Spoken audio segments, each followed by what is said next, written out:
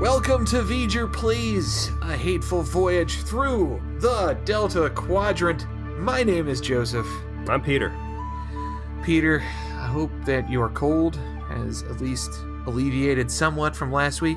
No, it mutated into a sinus infection, and my life has been a living hell. Oh, okay. So, that's sad. I'm sorry, man. Yeah, I'm waging chemical warfare with it right now. I finally got some antibiotics, so it's some real World War I trench warfare shit. Yeah, you throw some mustard gas on that shit. You choke the life out of it. Make it really drown in its own lungs. You fucking make that shit happen. What's new with you, Joe? You know, I have been spending the week enjoying some tasty, fresh, comic-based memes, Peter. I know exactly what you're talking about, and that shit is real. So, in case you're not a part of the Voyager Please Trauma Support Group, we have a fan. It goes by Darius on Facebook, so we're going to credit him as that. And Darius has taken to recreating some of the internet's greatest meme hits into comic form, applicated to Voyager specifically.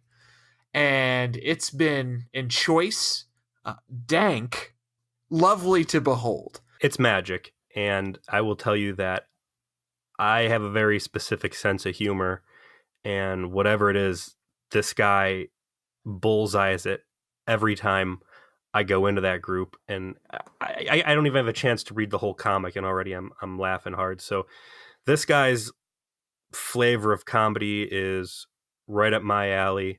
It looks like it's been getting some pretty strong reception. Like Joe said, most of the stuff's getting debuted on the Trauma Support Group, which is a private group. And I want to talk about that real quick. Why is our primary fan interaction method a private group that you have to apply for membership? It's because we're adults, Joe. It's because I got people who work for me. I got family members. And I do not need them to see Neelix laying naked in a fucking tossed salad with his yellow ass his yellow ass hanging out. I respect my privacy. We respect our listeners' privacy. It's a closed group. I mean, there's no mystery to who we are, but there's not necessarily some things we want everyone we know to see.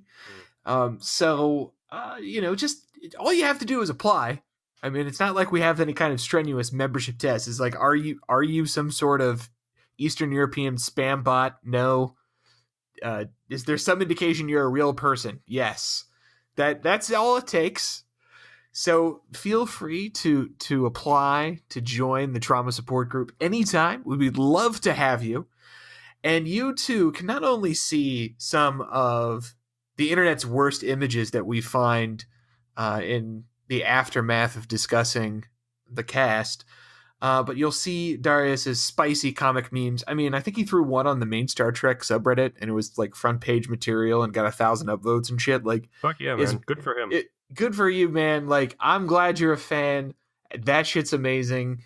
And everybody that wants to be in on that action, come apply. Come be a part of the fun. Doesn't even have to be a real Facebook. It can be some made up shit, because you too don't want people to know that you're like listening to a Voyager podcast made by two nerds in their mid-30s, shit talking a 23-year-old television show. We get it. We're one of you. But what are we talking about this week, Peter? We're talking about season 2, episode 21, Deadlock. This was one of my favorite episodes of Voyager in terms of just wild sci-fi shit. Yes. It's got some problems structurally, but I didn't care because it was interesting. I unfortunately was not able to watch it last night, so I had to just watch it now. I'm still unpacking it. If you watch this episode like I think Voyager is supposed to be watched by design, and that's, like a bubblegum cereal, it's a pretty quick, fun, lively episode. If you watch it at a painful blow-by-blow dissection of every scene, mercilessly nitpicked apart, like we're watching it, This is a brutal fucking episode, man. There is some real shit that goes on in this one, and I'm really looking forward to discussing it with you. Yeah, brutal and real shit are in fact exact quotes in my notes. So it doesn't surprise me. We both picked up on that. So why don't we get into it? Before we even start, brutal. Did you watch Metalocalypse on Cartoon Network? It's brutal. Yeah, of course it did. Deadlock, Dethklok. That is how black metal this episode is. It's one of the few opportunities that Star Trek occasionally avails itself of the chance to do something like this. Yet somehow this version of it was so much worse. Like, I'll get into that when we get into that, but this is not it's not for the faint of heart. We start off in the mess hall. That's and right. You got yeah. Neelix. And right off the bat, I pause it on Neelix because that Darius guy, he just put this comic out. You get 2 mentions in this episode. He put out that comic with Neelix in that Gordon Ramsay TV show. And Gordon Kitchen Ramsay Nightmares? Yeah. And he's tearing into him. And I criticize him like, Neelix doesn't just have an all red shirt. All of his clothing super ugly and multicolored, but Neelix is straight up wearing that shirt that he drew in that comic. I was like, I'll be damned. This thing is like really true to canon in this comic. You get Neelix and he's making some mess and he grabs Ensign Wildman, who is super prego in what looks like a very comfortable Federation maternity shirt. Mm-hmm. And being a rude little space cat, he starts like making her get down under the counter and try and fix the stove and this and that. He mentions that a thermal array has vaporized a pot roast, which seems super dangerous for something to be able to happen in a Federation starship.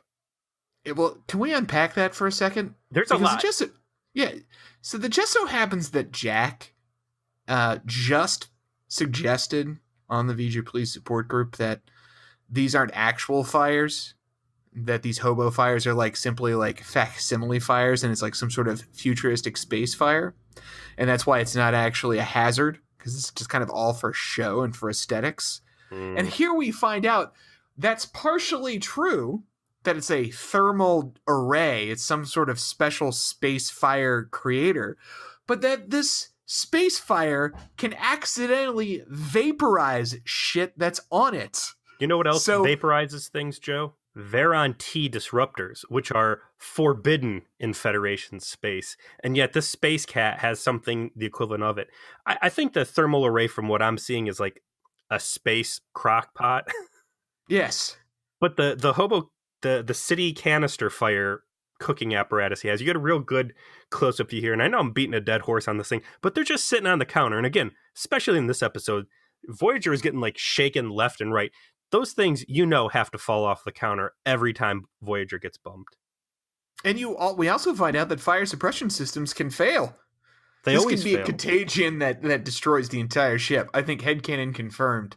I don't think we've even seen a single on-air example of the fire suppression systems actually working on Voyager. Fair enough.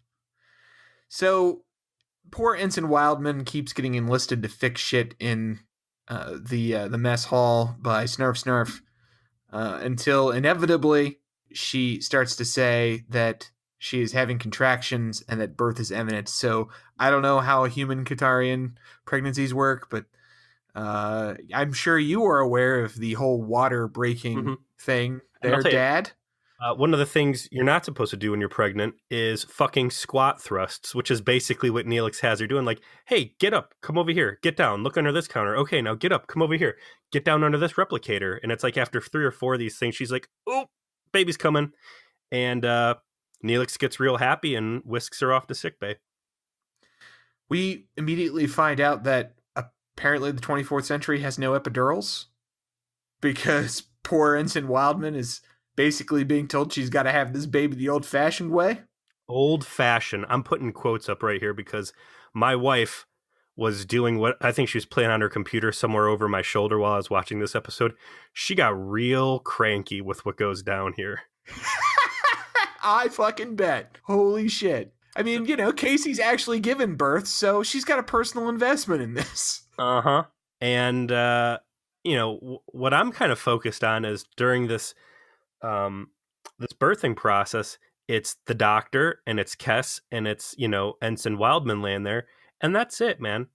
No friends on the ship come, you know, stand with her in the room while she's going through what is at least 4 hours of labor, I believe, 7 hours. 7. Oh, they made it up to 7. That's a lot of what we're going to come to later find out was needless torture. But I thought this was a pretty cool beginning to the episode because while that's going on, you get a pretty nice chill shot of the bridge. And normally when we're seeing the bridge, something's popping off. They got something new on the sensors. There's combat. There's critical decisions. And this was just some nice, like, what happens on a Federation starship when you're just cruising? And it looks like a whole lot of nothing. Yeah, they have a little easy talk time about, you know, labor. Tuvok shares his wife was in labor for 96 hours during the birth of his third child. You know, they're talking about, you know, should we apologize to this kid for being born on a space Ferrari in the Delta Quadrant? You know, what are we going to do? One of the lines mentioned is, well, you know, it's in a way all of our child, you know, because it's the first baby born on Voyager. And my wife's like, it's her baby. I don't know what this, what all these other people are talking about claiming ownership. And I'm like, some very interesting waters we're pushing into here. But the sensors do go off and they start picking up real heavy subspace communication traffic. And wouldn't you know it, there is a Vidiian colony, 2 planets actually, right smack dab ahead. And they were like, oh shit, oh stop, or, you know, full stop. We need to find a way to get around this, which, God, wouldn't this be just like the perfect time, like we talked about on the live cast, had they bootlegged, built a cloaking device and wouldn't have to worry about just rando pockets of extreme dangers as they're minding their own business? Yeah, it would be nice. Wouldn't have to necessarily concern themselves with getting their lungs stolen. There's 20 Vidiian ships that they read. And Janeway's even like, fuck a whole bunch of that. I got no desire to give these fucks my organs today. That's too much trap, even for me. And I'm a trap queen. Exactly. Let's find the way around. Tom, find me a way around this shit. Find me a way around. Might be the first time I think we've ever seen a Voyager episode actively try to avoid the main plot device.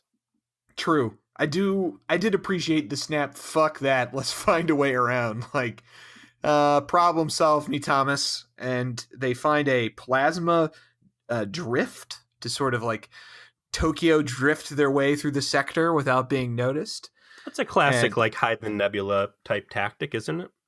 Kinda. You know, it's basically just surf your way through a little bit of distortion so that you can kind of avoid the danger zone. The geography of the Delta Quadrant still kind of confuses me, like where the Kazon begin and end and where the Vidiians cluster around and these guys and that guys. Like, the fact that it seems so difficult for Voyager to be able to plot any sort of a mostly safe course the fuck away from everybody and just mind their own business.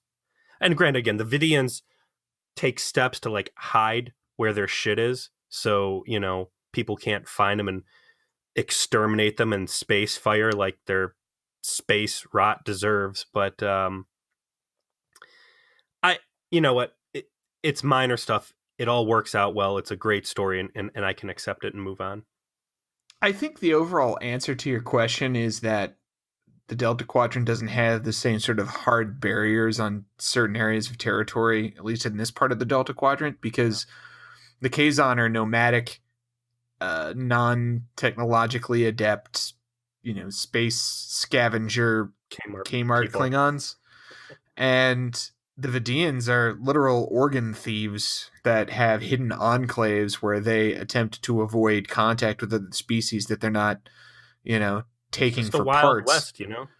Exactly. It's very Wild Westy. And so it's not like they have like a set barriers of different massive stellar empires like they're used to. This is kind of pieces of the galaxy that each one has carved out in isolation. So I get that that's the feel they're going for. They start to Tokyo drift their way around Vidiian space when the Doctor has had enough of dealing with Ensign Wildman's hours of labor, because the spines on her baby's head dig into her uterine wall. Spoiler alert, she is basically having baby Darth Maul. What species were Darth Maul? He was a Zarback? Zarback, yeah. So a Darth Maul.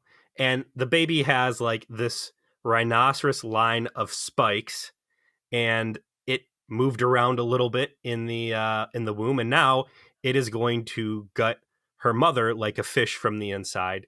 And that's a problem.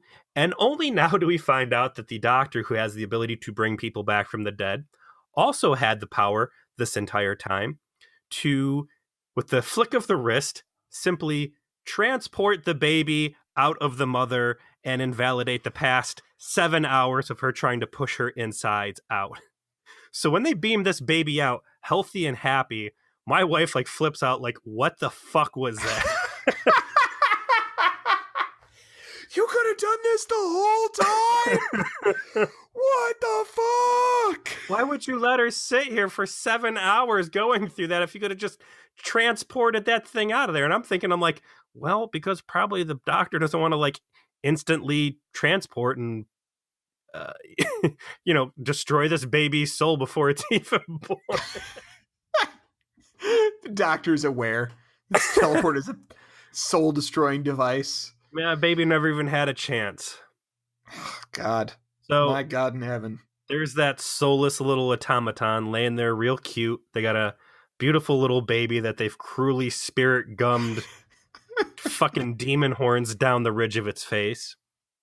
And they start to have some power problems on Voyager around this time. And Janeway radios down to B'Elanna and be like, what the actual fuck is happening? And she says, are antimatters being drained? And I cannot explain why. But they settle on the idea that if they start doing proton bursts, they can essentially regulate / limit the power drain.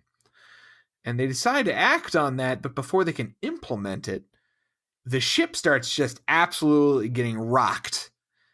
And Tuvok quickly says, well, wait a second. We're getting hit by proton bursts. This is one of the quickest spiral out of control situations that I've seen. And this is also easily the most I've seen any Star Trek hero vessel get rocked by explosions of some sort. I mean, it is just nonstop. And again, unfortunately, we're reading the capsule previews on Netflix before we go into these things. So I kind of know what's going on, and it sucks because it really defangs these episodes when you know where things are going. And ultimately, when we find out that the main plot point is what it is, it takes a lot of the consequence away from what's going on here. But this is serious shit, man. They've got hull fractures all over the place. Emergency force fields are going down. They're leaking gas. Shields aren't working. Consoles are blowing up left and right. This had to be a very intensive special effects budget, both for CGI and for practical effects, like, little sparklers. Mm-hmm. The ever dangerous Federation exploding panels are out in force, and dudes are just getting launched everywhere. And what was a very sleepy, happy, warm and cozy sickbay with Mama and her new baby, like flip of a light switch turns into zombie parade triage party.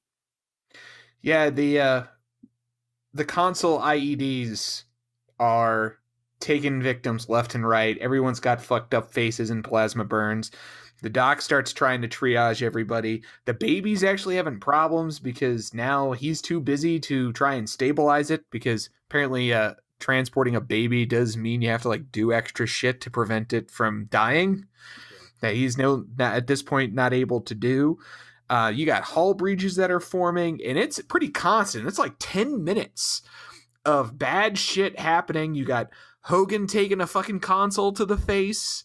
trying to help solve this hull breach problem. And then you get Harry and B'Elanna going down, and what Harry's trying to do is set up this whole shielding mechanism to seal off the hull breach. He's got this homework that he's been doing to improve the shield generators that they have on the ship to basically function as band-aids in just this kind of situation. To put into perspective how bad the situation has gotten on the ship and how quickly, I mean, it's all the normal stuff. Lights are flickering, this and that. They've got bulkheads and like support struts. Yet again, every time the ship encounters anything, there's like this one main support strut on the bridge. It just falls and like almost kills everybody. They need to get rid of this fucking thing. Replace it with plastic foam or something, but that thing's got to go. It's just waiting to cut someone in half like a ghost ship. There are so many people in sickbay that the holographic doctor has actually rolled his holographic sleeves up. Yeah. I say that as a joke, but like normally our measuring stick for how bad of a time is how disheveled is someone's hair. I think this is like the new bar to be set is when the doctor has to start adjusting his uniform that isn't really there and creates no friction on his body that doesn't feel displeasure or annoyance. They go out of their way to use every piece of the aesthetic.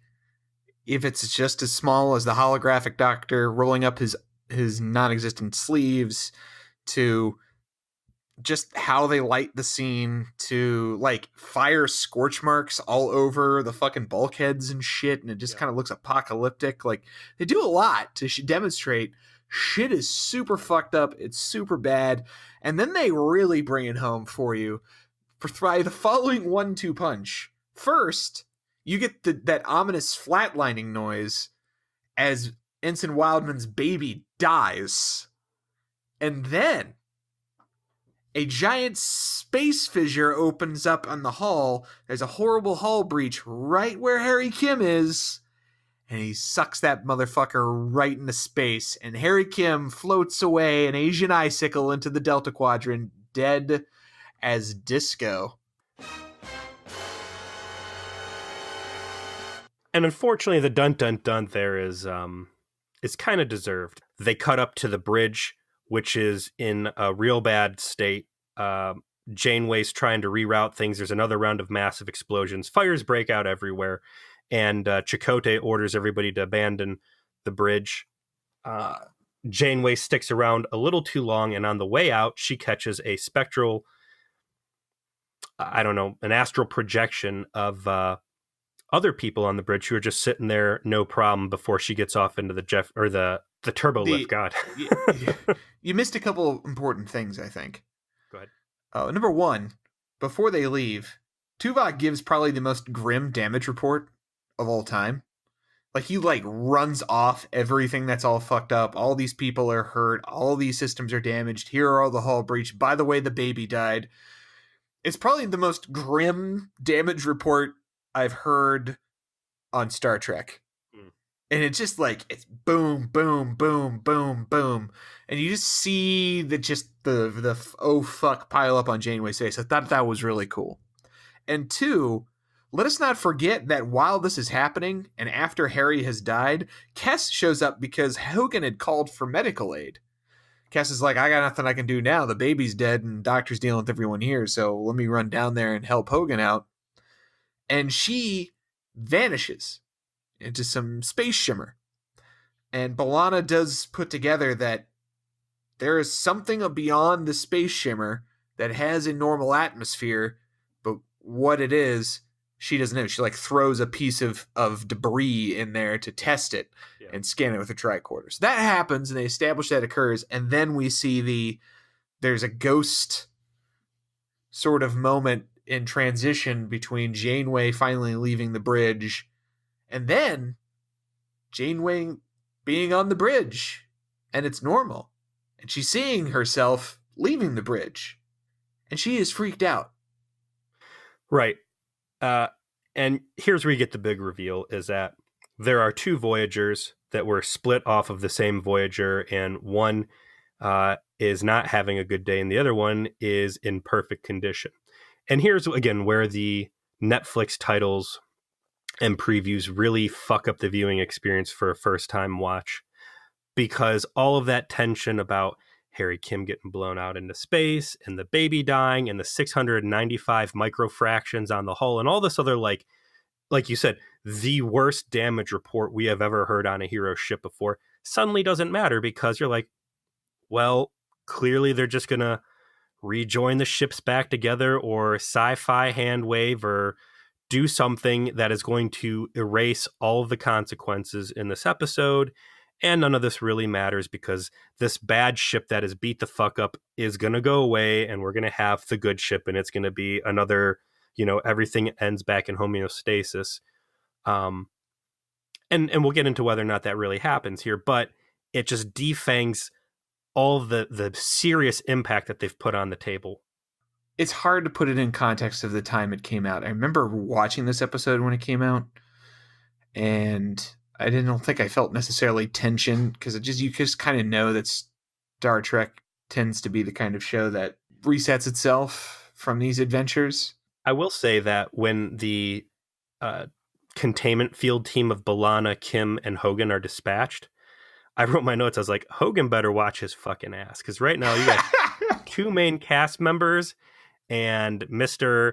We've introduced you just enough that maybe you care about me now, and there are ship fissures opening up on the outer hull. Like, my money was on Hogan getting sucked out into space, and if he would have gone, I'd have been like, that motherfucker's dead for good.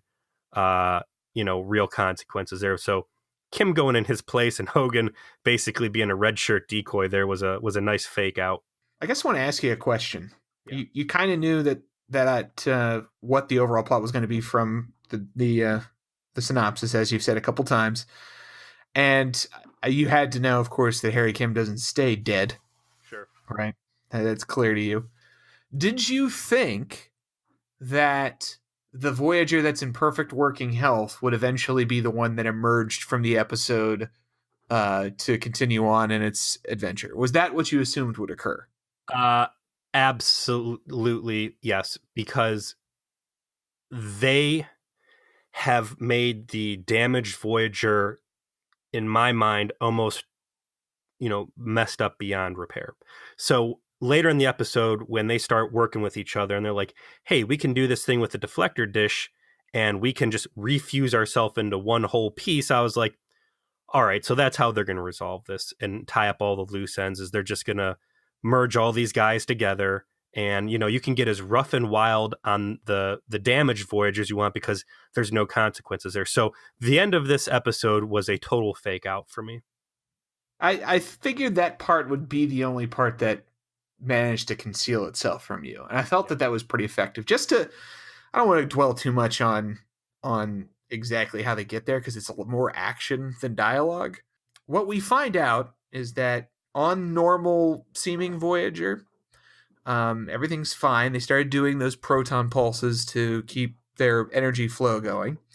But they realize something is amiss, A, because Janeway's had this vision, and then B, and what should be far more urgently, they pan over in sickbay as Ensign Wildman holds her new baby, who's perfectly fine. There's the other Kess, who has come over from the fucked up Voyager. They wake her up, they talk to her, and they don't spend a lot of time focusing on conversations that establish that this is all true. Rather amusingly to me, and one of the show's lower points, is that all of that dialogue happens off camera and then they reference it on camera. They do that twice. They do that with Kess. It's like, well, clearly we've had similar circumstances due to all these things Kess has explained to us now that we've woken her up, that proves that she's not some crazy alien. Yeah. Or some sort of fucking trap. And then later on, when Janeway talks to herself, she does the same thing. Pause right there. This whole scenario, too, I want to point out, with, people running around, disappearing down corridors and hallucinations and duplicates and all this other stuff. This is exactly the MO of that crazy telepathic alien who Kess went Super Saiyan and fought him in engineering. Yeah, that they never fucking found, that just did it for fun. Yeah. Like, Tuvok does show a lot of very well placed misgivings about the situation, and that, this all could be a big trap, which I appreciate. And again, I think that this was a good episode overall, so I'm not going to bog us down in it. But like, there's a lot of stuff that goes on here, especially with like clones and shit that Voyager's just real chill about. Like, I wouldn't even be on the bridge there to witness ghosts running around, because the second I had a second Kess just pop out of nowhere, I'd be up the doctor's ass being like, get her awake, and we need to figure out what the hell is going on here. Yeah, that's the point that really was weird to me, that Janeway didn't seem all that concerned that she had an exact doppelganger of Kess magically show up.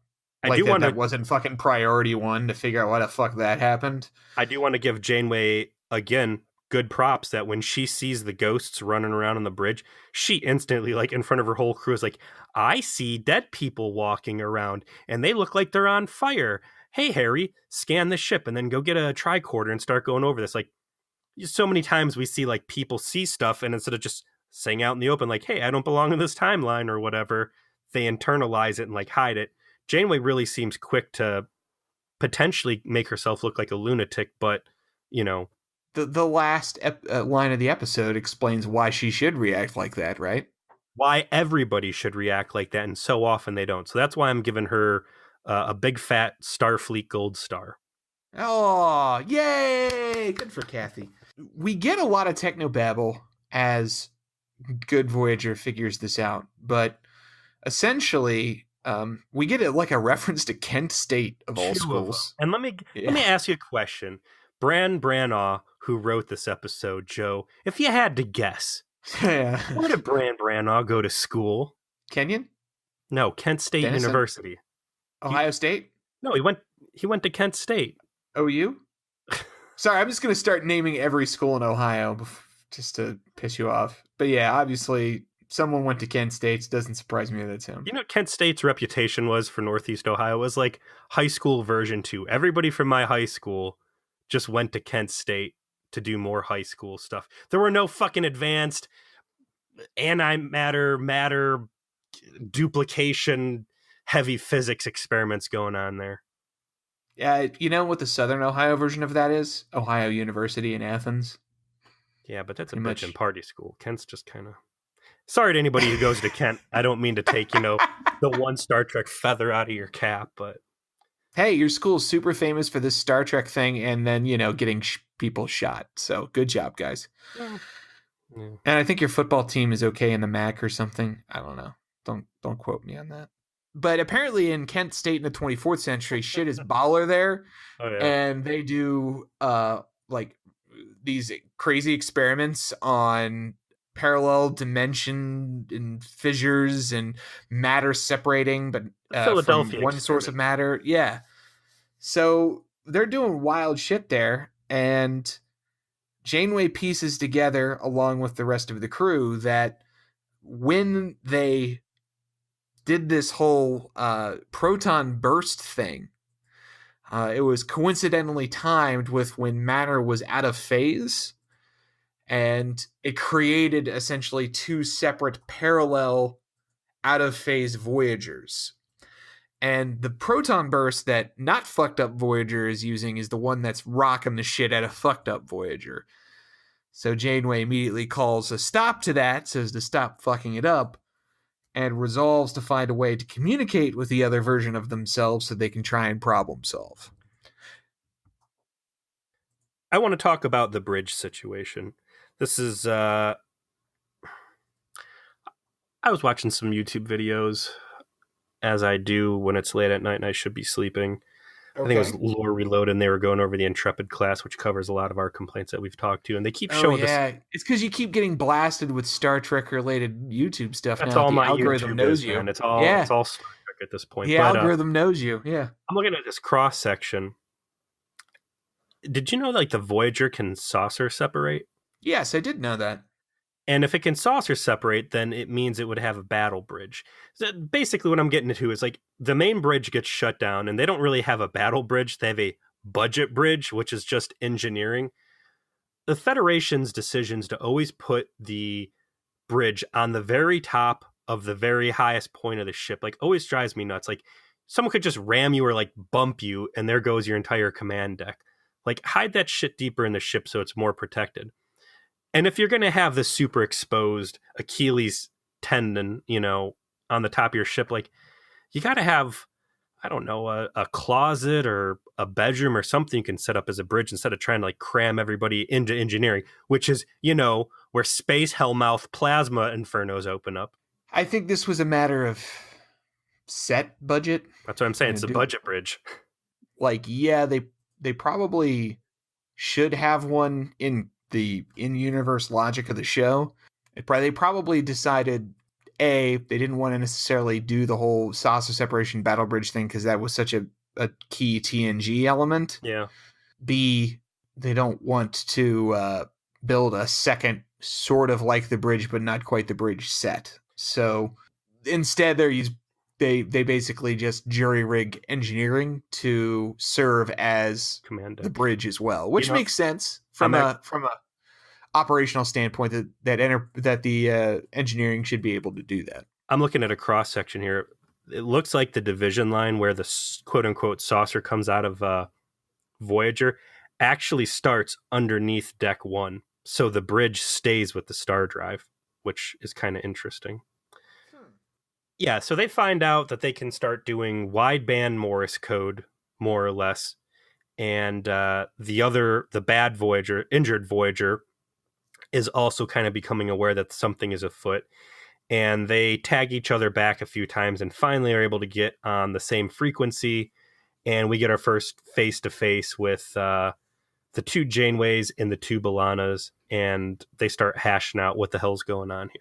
The main issue that they have is that antimatter cannot be duplicated, and therefore they're both tugging at the same power source, and as a consequence can't separate without destroying themselves. And so they have to, they reckon, reintegrate themselves. And they quickly come up with a plan to do so after the Janeways basically exchanged horrific, personal details or whatever to confirm they're both who they say they are. They come up with channeling energy through the main deflector, which is, the whole Voltaire song of how they solve everything, right? And sure enough, we're back there. They're going to do some shit with the deflector array to reharmonize both ships so that they can reintegrate, and then everything should be hunky-dory. So this is where the episode, I think, comes to a crossroads. And for me, as a first-time viewer, they try to do this reintegration thing and it fails, but it seemed like it almost worked. And it's hard because good Voyager's got plenty of energy to do this, but injured Voyager, this is like hey, this is our only chance. We can't fuck this up. And it doesn't work. And you're like, okay, well, to me, I'm like, all right, they're going to have to find a way to make it work. And that's where the real stress in this episode is going to come from, is how do they get a second chance where they pull this thing off correctly? The crossroad here, though, is like, let's assume that Star Trek Voyager was not a TV show that was limited by a budget. You had unlimited money to spend on special effects, duplicate, mere crew screen tricks and all that other stuff. Like, if this was a book and you could just do whatever you wanted because it's all just words on a paper, you could have gone a direction with this like Battlestar Galactica when they find the Pegasus. And now all of a sudden their odds of surviving anything just doubled in their favor because there's 2 Intrepid class Voyagers and there's double crew everywhere. And what story can you tell between these 2? Yeah, I think that's a little too much for, the copy of everyone. That'd be so fucking confusing. It was confusing in the episode. Yeah, but I'm just saying it was an interesting place from a sci-fi standpoint because you knew they were going to go the most budget conscious, homeostasis returning way possible, but it was a fun what if moment just to think, where could they have taken the series if they did not have these grounding constraints and you wanted to go real hard sci-fi angle. I felt like they were pretty hardcore in the sci-fi angle as is. I mean, they take a lot of time with the dialogue to explain the conundrum, and I'm nerdy enough to love that shit. Like, I'm sitting there like, oh yeah, it's just they're spending all this valuable exposition trying to paint a picture for you of this space conundrum that isn't what's the word I'm looking for here? Grounded in a sense of reality, I guess. This is very high concept stuff going on. And just to check in on status, good Voyager has gotten even better, and bad Voyager is getting worse. Things are not looking very nice over there at all, which, again, is driving home the point to me, like, they are going to ultimately be successful in rejoining these crews, and the plight of poor Voyager is, not a big deal because it's all going to get hand waved away. So they try this deflector thing, it botches, and good Janeway's like, all right, it's too hard to communicate over these, this rickety radio signal. I want to go over. We got to send Kes back over anyways. We know that there's an active portal down on deck 15 or whatever, which we're going to exploit. And Harry Kim whips together some armbands that are going to let them phase variant over to the other Voyager and not get portal sickness. Yeah, like, because Kes got essentially knocked out by the experience, so these will let them just kind of walk through, and sure enough, Janeway goes over with Kes, and Janeway has a conversation with herself. And Peter... Oh, yes. Tell me you observed this. I did. So... This is Hall of Fame right here, man. Peter, I'm reaching out to you as my co-host and my friend. I need your help. Uh-huh. And I need your help because I need to assure myself that I'm not the only one who thought this, and Stevie wasn't the only one who thought this. I need independent verification. Was it just us, or did you get this constant vibe in this scene where Janeway is talking to herself that she was 3 seconds away from like the steamiest makeout possible with herself? Well, that's just traditional Janeway close talking. You'll remember that Janeway has no personal space, and also pushes her boobs all over whatever is around her as a conversation point. So what you're seeing here is a double Janeway effect, where there are no fucks given about personal space at all, and it is her prime directive to be as close as possible without occupying the exact same space as the other thing. That close talking was its own whole thing. What was astounding to me is that when she crossed over onto the other ship, did you pay attention to what she looked like? I mean, I saw that she had phaser on, and she's like, a fucking phaser, dude. How are you going to walk onto the other ship unannounced, where it should be a question on everybody's head, like, hey, maybe this is like alien fuckery, weird stuff, and you're going to roll in there hot? That is more crazy to me than when they beam down to the fucking shithead planet with phaser rifles to talk to the president. Like, you're in Star Trek. The backbone of Star Trek is evil mirror universe dudes coming over and fucking with your shit. And now you're going to go over to your clone ship, which might be, people thinking, hey, what if this is mirror universe? We haven't had a mirror universe episode yet. And you're going to go over there packing. I'm surprised she didn't get laid out the second she stepped foot on that ship. Also, it was crazy to me.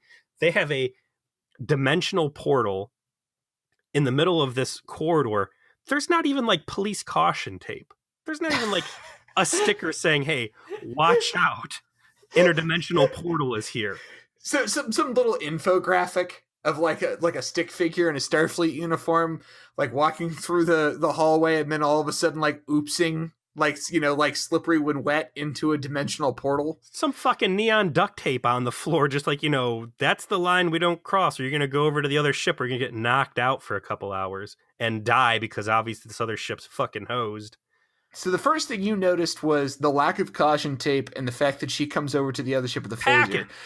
And I couldn't escape the constant vibe that Janeway just desperately wanted to make out with herself. Like, that she had this long, simmering, like, erotic desire to actually, like, lock lips with her own face. And that this moment was just so tempting. Because I don't know how it is that they decided to shoot this way, but she just keeps looking at herself in this way that is just like she wants herself. Well, like, being a good so scientist, weird.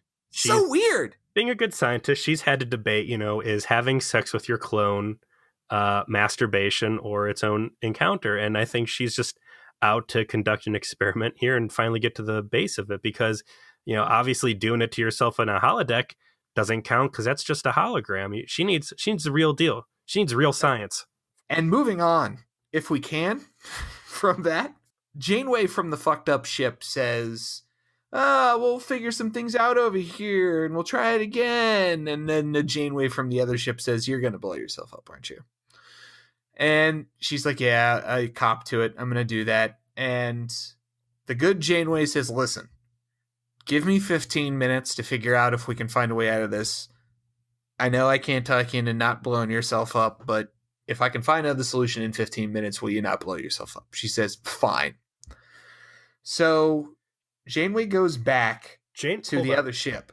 Janeway, I feel like she's suicidal, man. Like, how many times has she threatened to blow the ship up so far? This has to be, what, the third? It is the third, because she activated self-destruct once and then was going to use the ship as a battering ram the other time.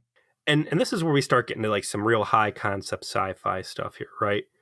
Where you can watch this as a casual action piece and move through all these points without any further consideration. But like, the circumstances that created these people, they're still working off the same antimatter energy source. Like, these aren't two separate, fully functional Voyager versions as far as we know at this point. Like, there could be a lot of implications. We saw what happened when the Vidiians took B'Elanna and split one of, part of her into human and the other part into Klingon. Like, they couldn't exist without each other. The human was gonna, die off, and they had to be rejoined. One Janeway just being like, yeah, it's easier for us to just all kill ourselves. Like, good Janeway has to be thinking like, you taking the easy way out of this dilemma could have serious unforeseen consequences for us. Also, we joke about the soul and all that other stuff, but think about all the early human superstition that was out there and all the superstition that is still out there. When you don't have a full fleshed out view of what's going on, it's not difficult to think that there's a monster out in the woods, or there is a god who is controlling rain in the sky. And if you don't conduct a sacrifice, he becomes mad and brings a drought around. Like, when you're in very difficult circumstances, the mind can wander into very crazy places, and fear is very powerful. These conversations we talk about, like, the same ones have to be going on to some degree in Voyager. And if I was, just rank and file crew on Voyager, I'd think like, man, the soul debate, right? Do I have the soul here on good Voyager? Did the bad Voyager, is that the guy who has a soul? I would be very interested in like reconnecting these ships at all costs, because you don't know. I know that's, God, there's a part of my brain that would love it if they tackled these metaphysical questions more frequently. But I understand why they don't. Sure. Because holy fucking shit, like, they already have to go through a lot of technobabble to get to get this one linked together to the degree that they do. And it's a pretty fast-paced episode. I was surprised by how quickly it went by because of how much happens. And so when they take a pass on going deeper on this stuff, I have to remember, like, this is Star Trek. Yeah. Like, they do some things very well, but this is not TV as I know it in 2018. This is a different breed, and they just weren't doing this stuff yet. And we can give TNG a lot of credit for going down some deep philosophical lines, but even they stayed away from these kinds of metaphysical questions for the most part. No, when it's this Lovecraftian twist we're looking at Voyager under. I mean, we're watching Voyager out of context for all intents and purposes. What I'm saying is that this episode I enjoy because it lets you and I have these conversations that, they weren't expecting the regular viewers to have, but it's a neat opportunity in a sometimes bland science fiction property to have more mature discussions, I think. Oh, you're absolutely right. And I think the number one takeaway, and we haven't really explicitly said it, but it's absolutely true. We've joked about space being a Cthulhu-esque nightmare, I don't think it's a joke anymore. No. I think this is the show acknowledging that that space is a Cthulhu-esque nightmare. And they try and laugh their way through it, but like when I talk about the blackest of metal and the most brutal shit going on here, again, I'm aware of a Year of Hell kind of peripherally. I have a feeling we're not going to see something with as many deep implications as this until we get to that Year of Hell episode. Year of Hell is, I think, less metal black brutal than this is, because it all happens so quickly. And you're like, whoa. I guess the stew's in it a little bit more. Yeah, because it's a two-parter and you've got time, and you kind of know, because the Year of Hell, not going to say anything else about it except to say that it has a lot to do with time manipulation. Yeah. And that once you enter that into the equation, you know that's how they can fix it. Sure. So it takes some of the drama out. So this 15 minutes that good Janeway wants to give the crew of the other ship to find a way to get through this ends up being the 15 minutes that bites her in the ass. Because this Vidiian colony knows Voyager's in there. And they have sent a ship out. And this is, they don't say it explicitly, but, you know, like we just touched on 2 episodes ago with the Doctor Vidiian romance thing. They know Voyager's out there. They know B'Elanna Torres is out there. They know the Klingon Wonder Gene is out there. You don't know what this lady ended up telling the Vidiians, by the way. For all you know, Dr. Pell might have come back to her or gotten dropped off by Voyager at that colony, and they could have been like, hey, you're going to get tortured to death, and we are going to extract every bit of information you know on this ship, whether or not you're in love with the fucking hologram doctor on there. And we're going to do some real medieval shit to you. And then we're going to go find this space pinata of spare parts and the salvation to our space rot plague. And we're going to go after it balls deep. And that's kind of what this looks like, because the ship they send out after Voyager is huge. It's about double the size, and it is packed full of dudes. The Vidiians quickly, completely overwhelm Voyager. But it's very specifically only attacking the Voyager that is not fucked up. The fucked up Voyager seems to have completely evaded the Vidiians' notice. And what we see is that they either get murdered on camera, or you see their dead body getting picked over for parts on camera, which is worse. They spare no expense. You see the Vidiians start rolling in. They immediately kill Tuvok and start taking his organs out. Next, Tom Paris, dead in the hallway. Even before that, like, they shoot off a couple charges from a distance. Voyager's weapon systems are off, which somehow Janeway's not aware of. Like, Tuvok's like, oh yeah, we had to get rid of those. Like, what? They knock the shields out in one hit, and then their ship, like, dry humps Voyager, puts boarding tubes on, cuts holes in the deck, and, like, goes traditional raiding party, flooding, like, 300 plus people physically in tubes onto the ship. And it's just chaos and open warfare in the hallways. Everyone's trying to, tag themselves a Vidiian, but they're everywhere. You start seeing bodies just laying around. Everyone's fucking going down. Cass tries to put a force field up around sickbay to keep them out. And sickbay where the baby is. Where the baby is, and Ensign Wildman, and some of the folks that have been injured or were there for whatever reason. And, the doctor takes the baby and is like, listen, we got the force field up, but I'm going to kind of hide this baby somewhere in the off chance somehow they break in. And then the Vidiians immediately break in. This is a huge head fuck, because everything up to this point in this episode has painted a picture where bad Voyager is going to either have to be rejoined with good Voyager, or bad Voyager is just going to probably end up blowing up on its own. So good Voyager, which has been like your nest egg, right? That you don't care what the stock market looks like because you got money under the mattress. It's getting raided.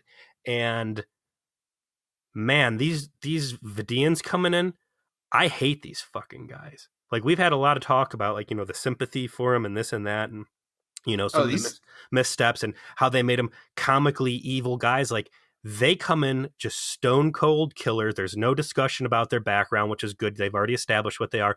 And these guys are just fucking ruthless organ thieves. And all the joking around and shit we does just pales into comparison when you see these monsters walking through the halls and just gunning people down and pulling hearts and livers and spleens out. It is vile. It's just discussing it like, oh, this one's got some good pancreatic tissue. Come over here, Ralph. We'll pick this one. Like, of all of these dead crew members, it's the clinical not giving a fuck of it that is. I know the Borg are supposed to be the most horrifying Star Trek villain. Yeah. But the Vidiians in this scene take the cake.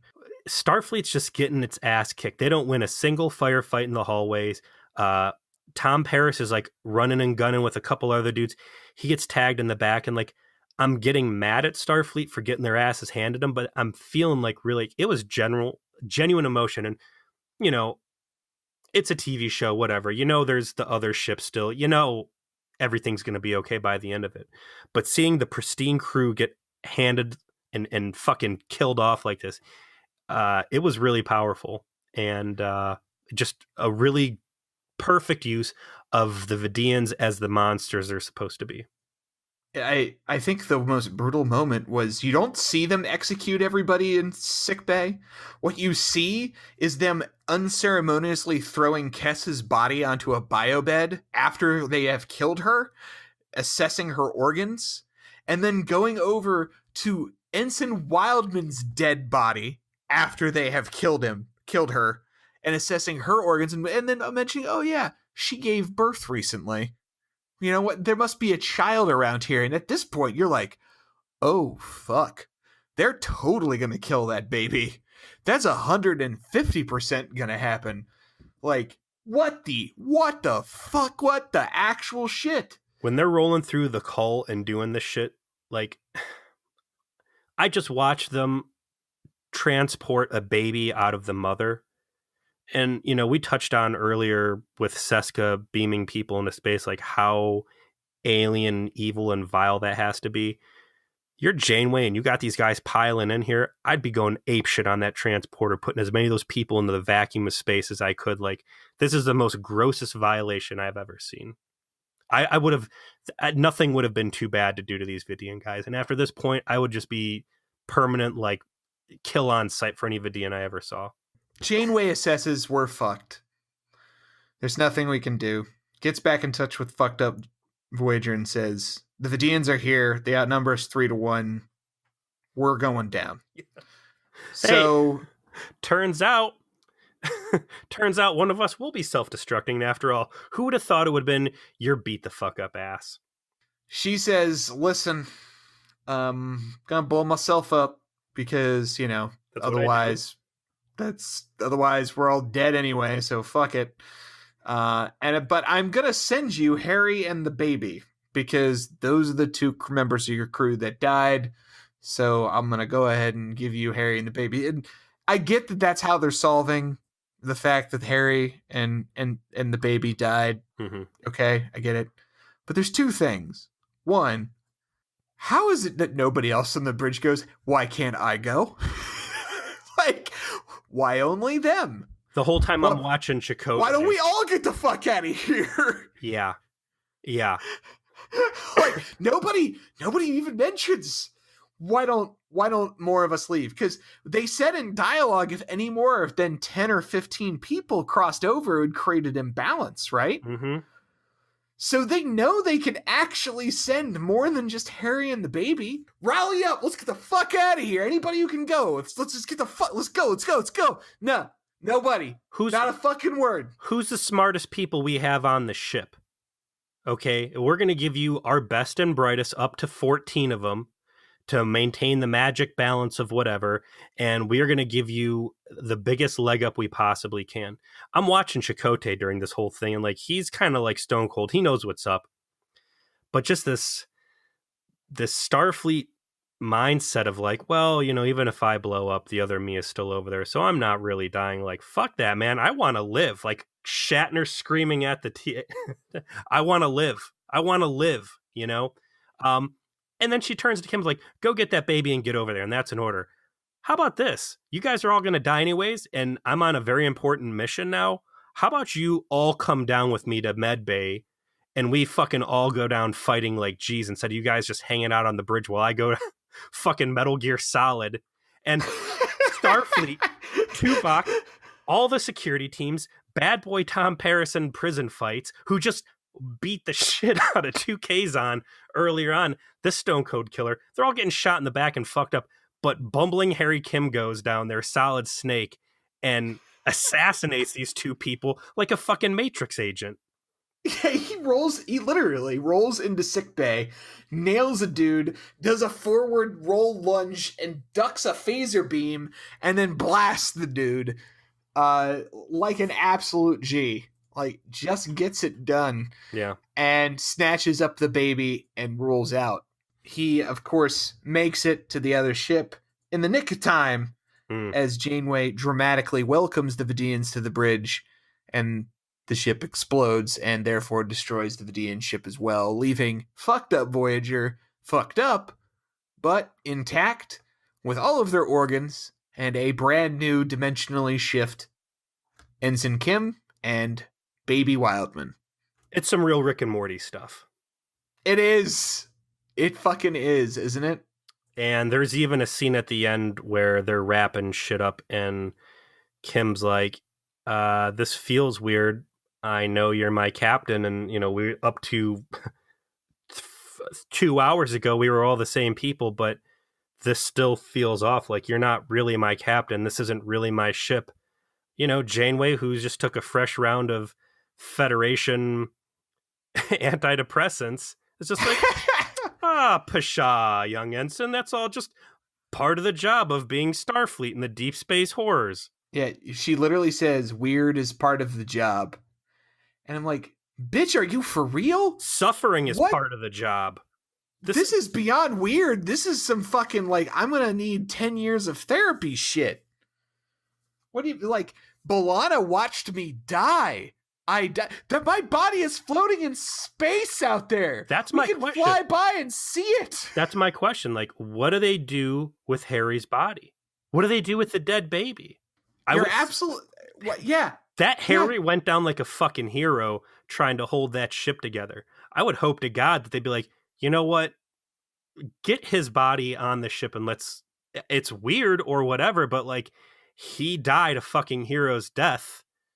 Something has to be done. Don't leave him floating out there like a fucking space ice cube. Like, the implications in this episode, again, are so brutal and so deep, and they don't touch on it, and they really shouldn't touch on it for network television, but goddamn. Some Rick and Morty shit, burying your own bodies in the backyard. Yeah, man. Fuck. I mean, said it before. This is no longer winking at space being a horrific H.P. Lovecraft abomination. This fucking just is. This straight up is terrifying. And should be like a warning to all people of the 24th century. Just don't go into space. Stay on your planet with your super technology, your holodecks, and your replicators, and just don't go. Because that's where all the bad shit happens. Oh my God. That I ever made as a young child about how stupid it was that the Enterprise D had a ship's counselor as like fourth in command sitting next to the captain. Like, who cares about the ship's psychiatrist? This is why. And when you don't have a ship psychologist and you're being cloned and having to fucking kill yourself when you thought you were the one that was going to live, and then, you know, you've got guys going over to live with the people who are supposed to die and your own body floating dead in space and all this other depressing ass shit. This is why you need a counselor on the ship sitting next to the captain. Well, it certainly made for an interesting episode. Made for a great episode. I really liked that they were trying to go high concept with the sci-fi element and do something different, and I give it a ton of credit for that, but I mean, the way it was paced, you just never got a chance to breathe with it a little bit. And so points off, but I give any episode that tries to do something unique as much leeway as possible, and it deserves it. It was pretty good. I thought the pacing was good. I thought that they put enough thought into the dilemmas that, you know, held up enough that you didn't have like showstopper head scratching situations other than, why aren't you beaming these fucking Vidiians into space? Because you just delivered a baby with a transporter. But I thought they kept the action moving quickly, that the 11th hour, switcheroo that, hey, bad Voyager is going to be the one that actually survives and good Voyager is going to get blown up after it's just been essentially raped. Strong. It was a good action. It was good high concept. And it was an outstanding opportunity for Voyager to realize some great sci-fi.